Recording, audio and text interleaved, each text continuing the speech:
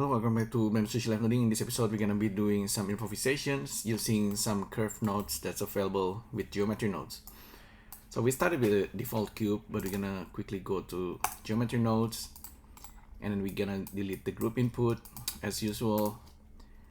For this one, the easiest to start with is just maybe curve circle and then curve to mesh.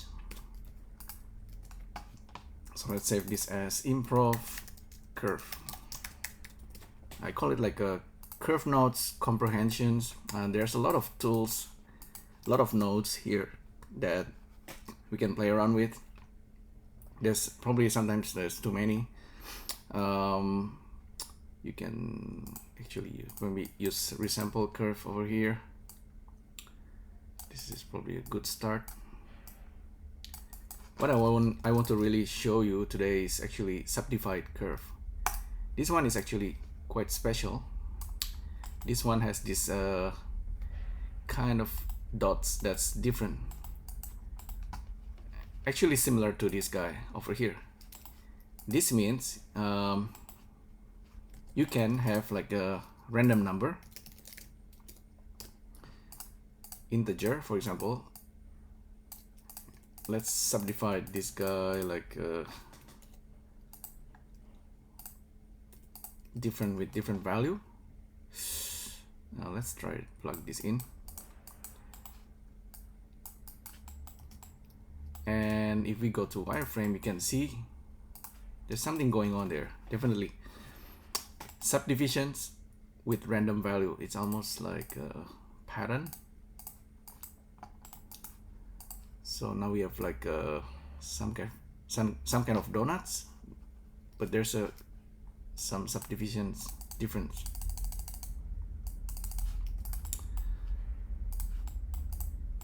And yeah, I think this is one of the things that you can use. Maybe I can also use it with resample curve. Plug this in.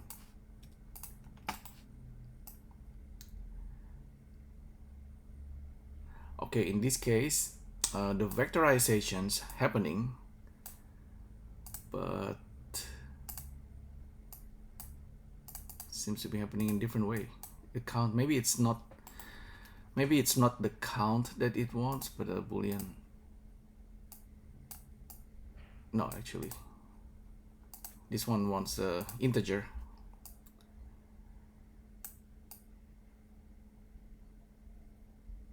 Oh well, this one is weird, but I think in the future that can be factorized. Anyway, let's focus on this. We have subdivisions, maybe subdivision 1 and maximum subdivision 8 or something. There's a limit on how much subdivision you can have.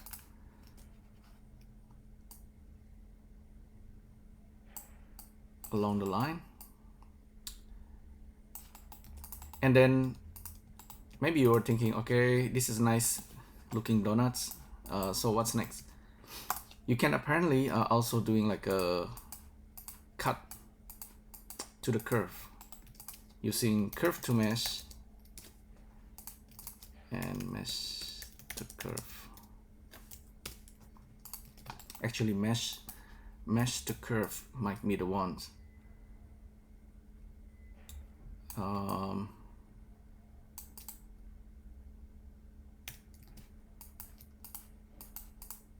First of all, I think we need curve to mesh, but we also need mesh to curve after. And then we have like these selections that we can use with random value of boolean. Again, this one is another one that can be vectorized, so we can have selections of things that we can cut. Again, right?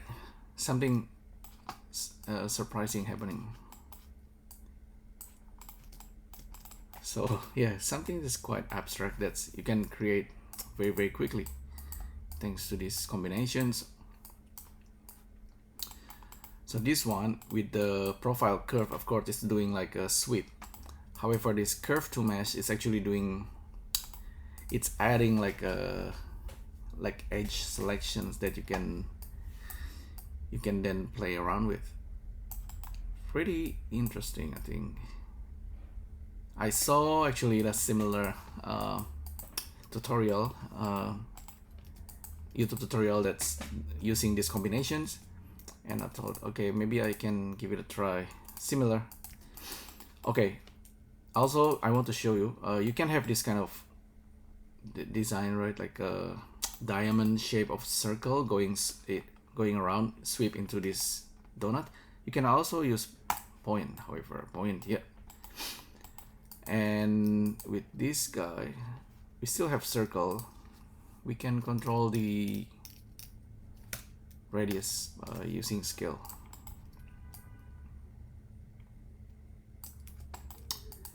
In fact, I think we can also use set radius.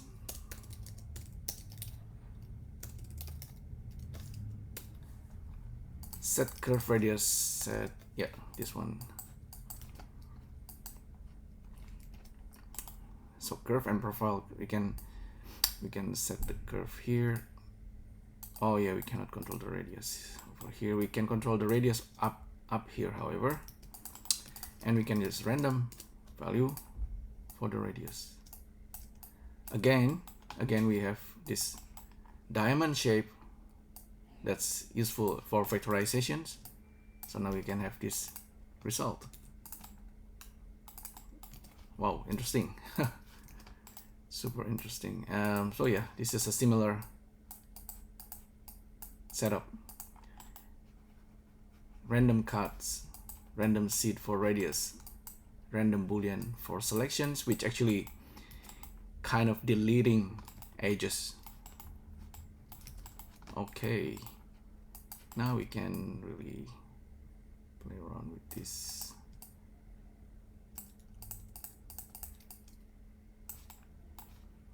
So what is this exactly? I don't know yet, but it's still it's pretty interesting. And you can use after this you can use solidify.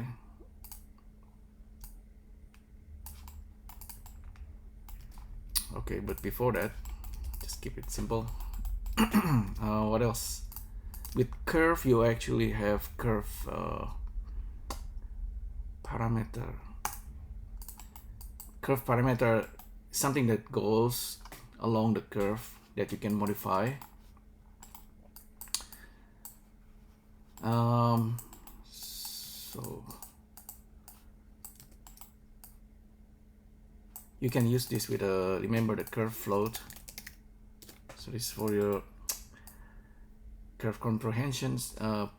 You can plug this into the value. Curve parameter should go from 0 to 1 per curve, and then you can use this for the radius. I think you might, yeah, now you just need to play around with this.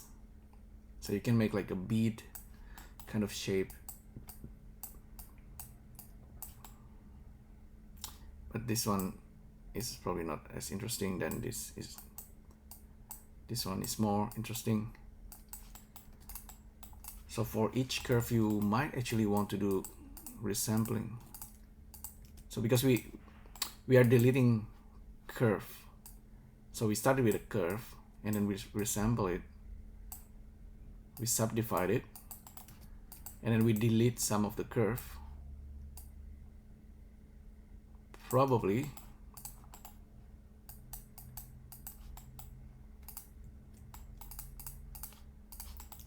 we can then resample the curve over here. So now for each curve, based on each length, we can have a different we have like a more points. So interesting, right? I don't know what this is shape like. I like the random before, but remember that we can have this float curve, and so we can have this kind of shapes that's looking like a mushroom. Maybe we can do the math, and we can multiply this with, oops, okay, we need more room. Multiply this with math with a random value multiplying this curve.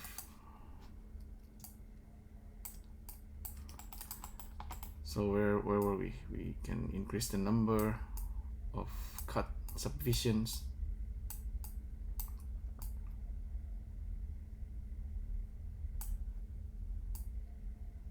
So we have full control of resampling of each curve, etc. So back to this solid. So what else now? Factor parameter. We can have hexagon.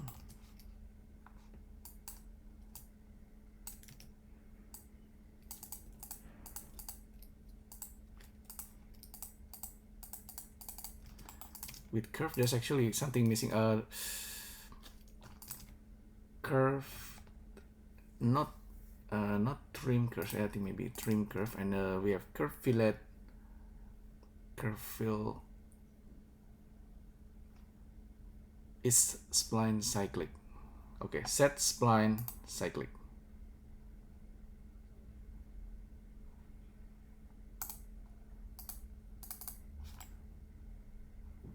Okay. You can make a cyclic, and then you can do another resample. Yeah, this one's getting really weird. Maybe I shouldn't do that. I just put this on here, so I can disconnect the cyclic, and then so I can do a trimming of the curve. So this is now is getting pretty complex. We can do animations this way.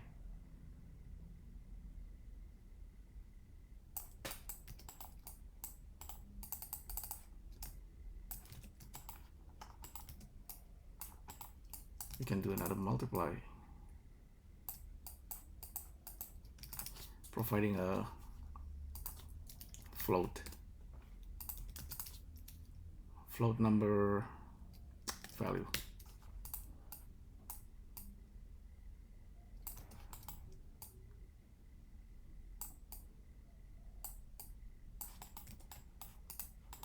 Okay, we can solidify. Should be like if we open this up, we have a little bit of gap, like a frame, because this is all of this curve is basically becoming like a torus now, like a ring.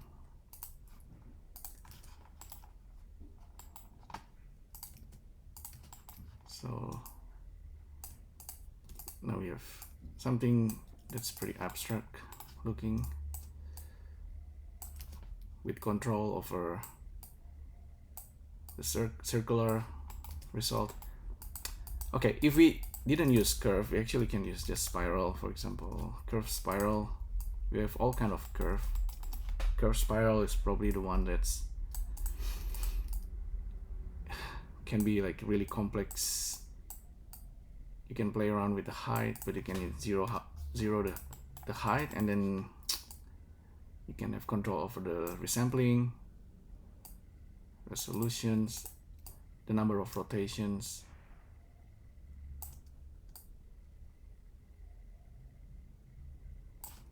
There. And then the radius. The start and end radius. So maybe this is like a looking like a snail or something.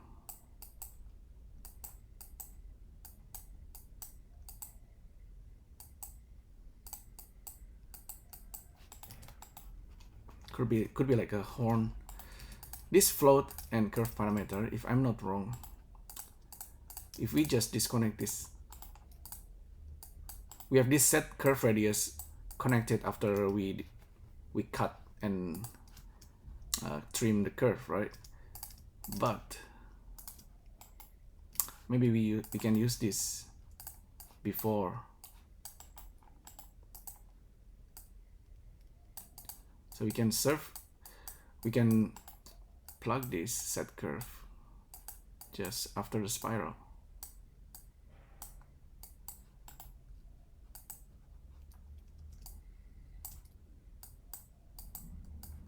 Interestingly, it doesn't seem to work. Maybe we need to get the attributes beforehand. Don't worry about that. I think it's just getting complicated. Yeah, apparently we cannot do that. Maybe because we need to connect this after the fact, after we resample. Okay, this doesn't work either. Interesting. Don't worry.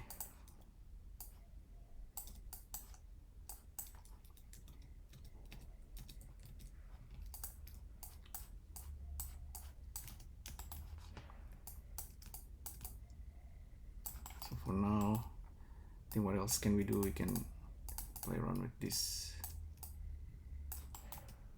probability of how it's get cut.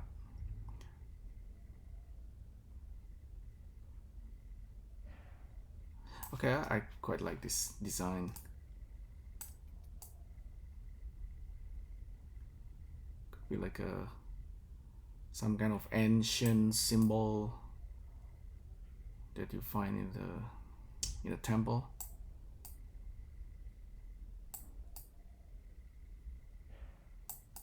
You can reverse the curve. Check out the face orientations. It's blue, it's good. So we can also put a bevel, actually, bevel before subdivisions. So we have something that's more like a squarish. Maybe we want that.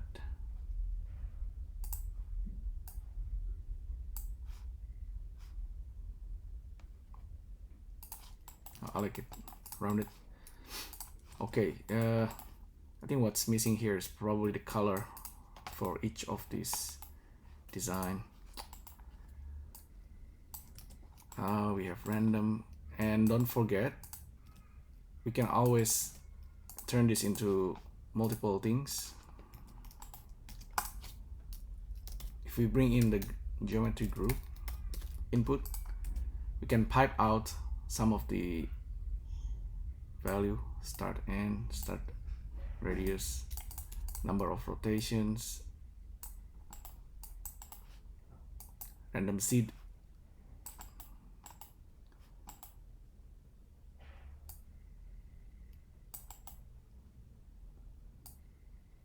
curve trim, start and end. So a lot of values can be piped out. I'm gonna save this very quickly. So now we can create duplicates, and now each one of them can be slightly different.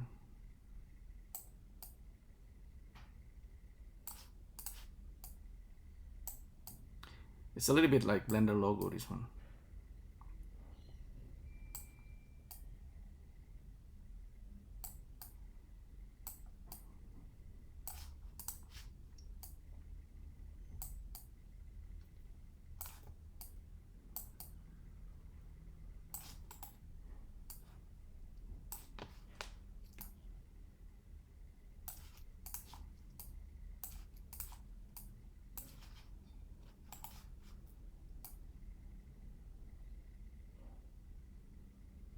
It's pretty versatile, this geometry nodes, and everything is pretty fast. Seed, we pipe out the seed.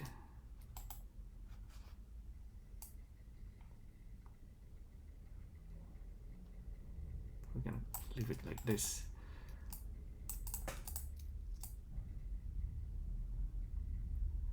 Yeah, I quite like this. Okay, now we end up with this kind of creations. I guess I just gonna stop over there, but it's just an improvisation, something really abstract that you can create using just a bunch of curve. So curve to mass, set curve radius. In one sentence, the whole thing is just like a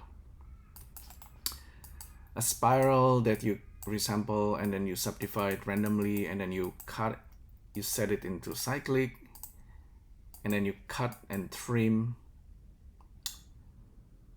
the curve randomly, and then you resample,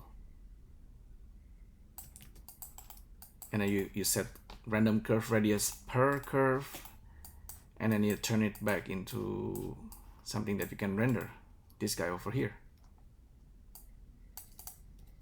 In fact, if you use a circle maybe,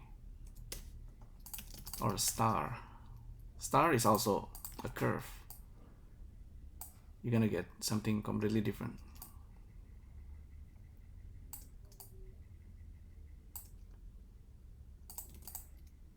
You can twist it. Maybe don't twist it.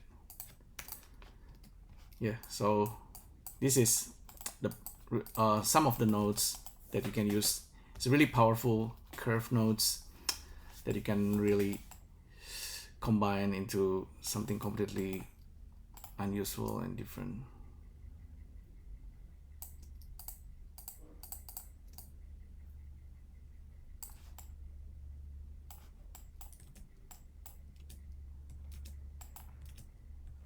Okay, what can you create with this?